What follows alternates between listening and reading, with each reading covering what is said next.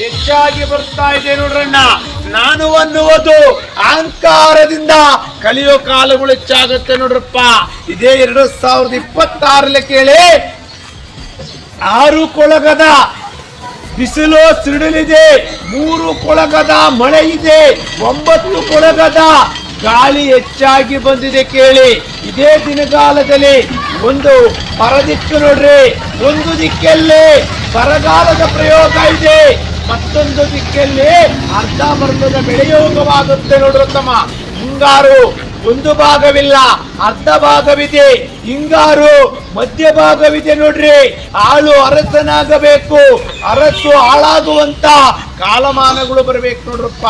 ಇದೇ ದಿನಮಾನಗಳಲ್ಲಿ ಕೇಳಿ, ಆದಿಗೆ ಒಂದು ರಾಜಕೀಯ ನಡೆಯೋ ಕಾಲ, ಬೀದಿಗೆ ಒಂದು ರಾಜಕೀಯ ನಡೆಯೋ ಕಾಲಗಳು ಬರುತ್ತೆ ನೋಡ್ರಿ.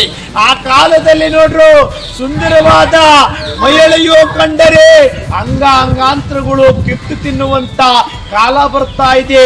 ಆ ಕಾಲದಲ್ಲಿ ಚಾರಾಣ ಲಯವಾಗಬೇಕು, ಮುಂದೆ ಬಾರಾಣಿ ಬರ್ಬೇಕಂತೆ ಕಣ್ರಪ್ಪ. ಆ ಕಾಲದಲ್ಲಿ ನೋಡ್ರಿ ರಾಜ್ಯ ಆಳುವಂತ ಸಾಧು ಸತ್ಪುರುಷರು ಮುಂದೆ ರಾಜ್ಯ ಆಳುವಂತ ಕಾಲ ಬರ್ತಾ ಇದೆ.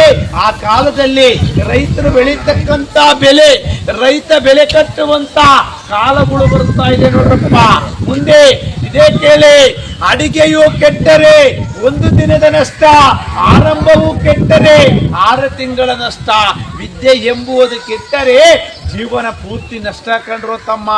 ತಾನ ದಡ್ಡ ಆಗ್ರು, ತನ್ನ ಮಕ್ಕಳನ್ನ ದಡ್ಡ ಮಾಡಬೇಡಿ. ಮುಂದೆ ವಿದ್ಯೆ ಎಂಬುವುದು ನೆಲೆಯಾಗಿ ನಿಲ್ಲುವಂತ ಕಾಲ ಬರುತ್ತೆ ಕೇಳ್ರು.